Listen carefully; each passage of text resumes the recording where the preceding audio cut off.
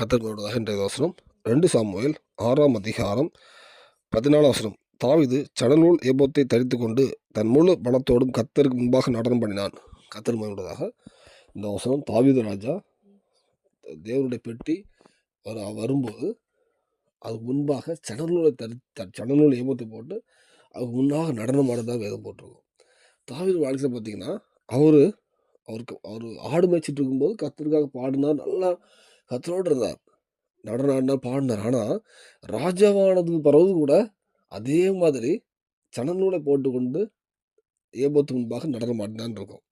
அப்போ அவர் சிறுமையான காலங்களிலே அதே கர்த்தரோட எப்படி இந்த அன்பு இருந்தோ அதே அன்பு தான் அவர் ராஜாவான பிறகு இருந்துச்சு. கர்த்தர் அது தாவீதுக்கு சொல்லும்போது என் இருதயத்துக்கு ஏற்றவன்னு சொல்லுவார். அப்போ அவருடைய நிறைய குணத்தில் ஒரு குணம், அவருடைய தேவனுடைய அன்பு, தேவன் மேல் அவர் இந்த அன்பு மாறவே இல்லை.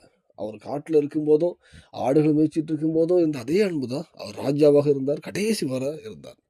ஆனால் எபேசபைக்கு கர்த்தர் எழுதும்போது நீ ஆதி இருந்த அன்பை விட்டாயின்னு குறை உண்டு, உண்மையில ஒரு குறை உண்டுன்னு சொல்லுவார். அந்த ஆதி இருந்த அன்பை விட்டாயின்னு உண்மையில இந்த குறை உண்டு எபேச சபை கற்று சொல்லுவார்.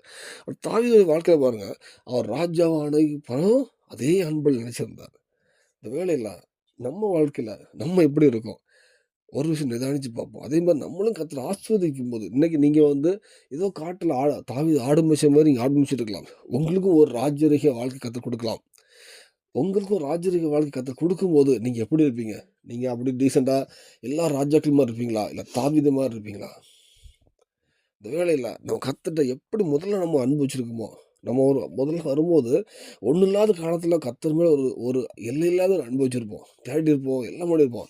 அது எல்லாம் நிறைவாக வரும்போதும் அதே அன்பு இருக்குதா?